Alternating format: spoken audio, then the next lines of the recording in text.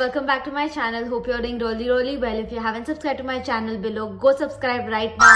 Hit the notification bell, follow me on Instagram. All of the links will be in the description box below.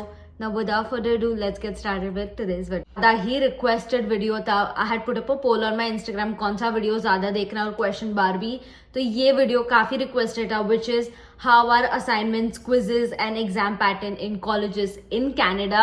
So I'm gonna give like a brief but a short like a overview of how exams and assignments work over year. आप लोगों को पता है मैंने अपना 2 semester complete कर लिया, semester 1 end semester 2 मैंने लास्ट फॉल इनटेक में स्टार्ट किया था। सो फॉल एंड विंटर इनटेक मेरा ऑलरेडी 2 सेमेस्टर हो गया है पढ़ के। सो मुझे काफी ज्यादा इन डिटेल पता है कि असाइनमेंट्स और क्विजेस कैसे लिए जाते हैं। सो इस वीडियो में मैं इंडिया के साथ भी थोड़ा कंपेयर करूंगी education system, how it works. Now India में कैसे होता है, आप पूरा साल पढ़ो और फिर एक एग्जाम लेते हैं। मैंने इंडिया में 12th तक पढ़ाई की है, तो मुझे पता है कैसा डिफिकल्ट हो जाता है फॉर अ स्टूडेंट।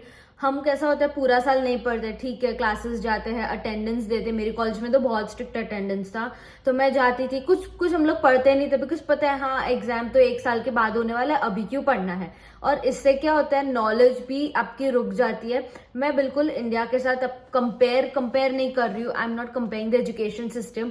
मैं जस्ट ब्रीफ ओवरव्यू दे रही हूँ कि ऐसा इंडिया में एजुकेशन सिस्टम है। और इधर आने के बाद मुझे इतना अलग लगा, इतना रिलीफ लगा पढ़ाई के साथ कि हाँ ये तो हम लोग रोज करके भी सेमेस्टर पास करते हैं और इधर की पढ़ाई कंप्लीट हो जाती है। मैं ऐसा नहीं बता रही हूँ कि कनाडा बेस्ट है पढ़ाई के लिए या कोई अब्रॉड सिटी बेस्ट है, बट कंपैरिजन करने जाए तो मुझे कनाडा का एजुकेशन सिस्टम काफी अच्छा लगता है। वो क्यों आपको आगे की वीडियो में पता चलेगा।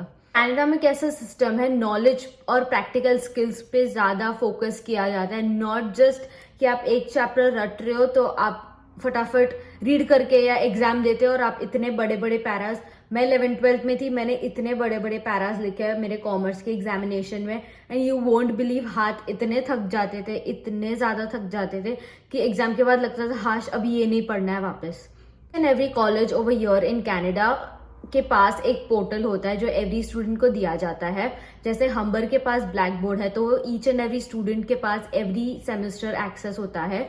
उसमें एवरी सब्जेक्ट लाइक मेरे 6 सब्जेक्ट्स थे, तो 6 सब्जेक्ट्स में आपको ओवरऑल 100% दिए जाते हैं टू पास द सेमेस्टर। ना ये कैसे डिवाइड होते हैं मैं अभी आपको बताती हूँ। 25% मिड टर्म्स के लिए होते हैं और 75% फाइनल एग्जामिनेशंस के लिए होते हैं। 5% मिड टर्म्स कैसे काउंट किए जाते हैं, आपके क्विजेस जितने भी होते हैं। इधर कैसा सिस्टम होता है कनाडा में कॉलेजेस में, एवरी वीक एक चैप्टर, अगर एक चैप्टर पढ़ाया है तो एक चैप्टर की क्विज ले लेते हैं। और वैसे नेक्स्ट वीक नेक्स्ट चैप्टर होता है तो नेक्स्ट टाइम उसकी क्विज लेते हैं। और जैसे अगर 3 क्विज हो गए तो एक एग्जाम ले लेते हैं। मेरा एक कोर्स था BMGT करके, उसमें टेस्ट 1, टेस्ट 2, टेस्ट 3 था। तो हाँ ये तीनों एग्जाम देके मैं सेमेस्टर पास कर सकती हूँ। और एक पावर पॉइंट प्रेजेंटेशन था, तो वो बहुत ही ज्यादा अच्छा लगता है, ज्यादा प्रेशर नहीं आता है। अभी 3 वीक्स में मेरे प्रोफेसर ने 3 चैप्टर्स पढ़ाए हैं, तो वो 3 चैप्टर की टेस्ट ऑलरेडी हो जाएगी और वो 3 चैप्टर्स फाइनल एग्जाम के लिए नहीं आएंगे। सो बहुत ज्यादा रिलीफ लगता है। कोई कोर्सेज में होता है कि पूरा, जैसे मेरा काउंटिंग का था, पूरा का पूरा सिलेबस आ रहा था मेरे फाइनल एग्जामिनेशन, तो मुझे हर एक टेस्ट में अच्छे स्कोर करने थे फाइनल एग्जाम में अच्छे स्कोर लाने के लिए। तो वो 3 चैप्टर का टेस्ट हो गया, उसके बाद वो चैप्टर खोलना ही नहीं है बिल्कुल भी। इंडिया में कैसा सिस्टम होता है, वो 3 चैप्टर का क्विज ले लिया, एग्जाम ले ली, बट फाइनल एग्जाम में वो 3 चैप्टर वापस रिपीट होता है। अगर 6 चैप्टर पढ़ लिए तो एग्जाम के लिए वो 6 चैप्टर प्लस 3 चैप्टर। बहुत ज्यादा स्टूडेंट्स के लिए भी हेक्टिक हो जाता है। फाइनल एग्जाम और फाइनल सेमेस्टर पास करने के लिए आपको मिड टर्म्स में पास होना पड़ेगा। अगर आप मिड टर्म्स में पास नहीं होंगे तो थोड़ा सा प्रॉब्लम हो जाएगा फाइनल एग्जाम में पास होने के लिए। हाँ आई नो 75% होते हैं to pass your final semester, but 25% अगर आपको अच्छे से मिल रहे हैं, अगर आपके मिड टर्म्स में सब में 50 या 60 मार्क्स अप है, तो आप फाइनल सेमेस्टर आराम से पास कर पाओगे। बट मेक श्योर कि मिड टर्म्स के बाद आप शांति से ना बैठे कि हाँ अभी 60 अप आ गए मेरा फाइनल सेमेस्टर पास हो जाएगा। ऐसा नहीं है, क्योंकि फाइनल एग्जामिनेशन का जो वेटेज है 75%, वो बहुत ज्यादा है। अगर आप फाइनल एग्जाम में अच्छा नहीं करते हो, मिड टर्म के बाद जो 2 मंथ्स का पीरियड होता है जहाँ क्विजेस, असाइनमेंट्स, प्रोजेक्ट, प्रेजेंटेशन वो सब करते हो, अगर आप अपने वो अच्छा नहीं किया तो वो आपका मिड टर्म स्कोर नीचे जाएगा एंड इवेंचुअली आप सेमेस्टर फेल हो जाओगे। क्योंकि क्विजेस यहाँ बहुत ज़्यादा ही ईजी होती है, ब्लैक बोर्ड पे होती है। आपको इन क्लास जाके क्विजेज नहीं देनी होती है। कोई प्रोफेसर्स होते हैं जो आपको इन क्लास क्विजेज उनको चाहिए होती है तो वो ले लेते हैं, बट वो भी MCQs होते हैं।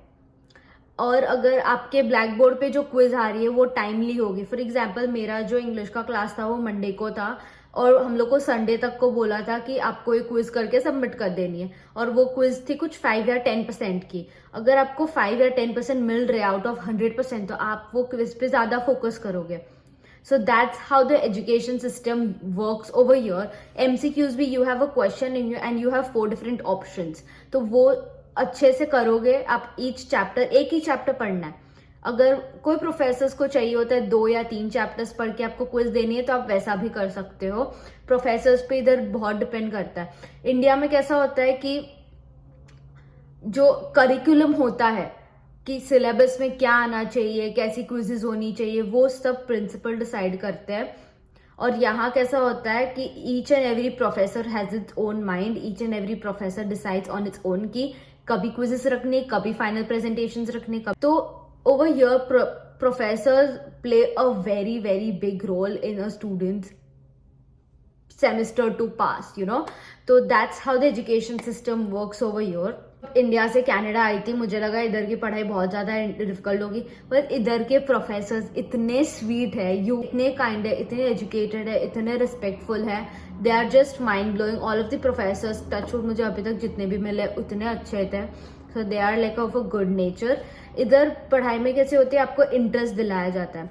जैसे मेरा एक कोर्स था BMGT, उसमें हम लोग को it's about business, introduction to business, तो उसमें हम लोग को गोल्फ खेलना था ऑनलाइन, लाइक वर्चुअली, और उसके जो मार्क्स है, उसके जो परसेंटेज है वो फाइनल ग्रेड्स में ऐड होंगे। और प्लस जो कॉलेजेस में जो जैसे पढ़ाते हैं, जैसे प्रेजेंटेशंस, पूरी की पूरी बुक आपको रटने नहीं बोलते हैं, आपको बोलते हैं ठीक है ये PPT खोल दिया है, उसमें से पॉइंटर सिर्फ पढ़ा देंगे। सो ऐसे करके स्टूडेंट्स के मन में ऐसा इंटरेस्ट अवेकन करते हैं और ऐसी पढ़ाई आपके लिए इजी हो जाती है। बट अगेन पढ़ना ज़रूरी है। It's not like that if it's easy you don't have to study. कभी कभी जो इजी लगता है वो लास्ट में डिफिकल्ट हो जाता है टू इवन पास। सो मेरी एडवाइस यही रहेगी, आप पढ़ो।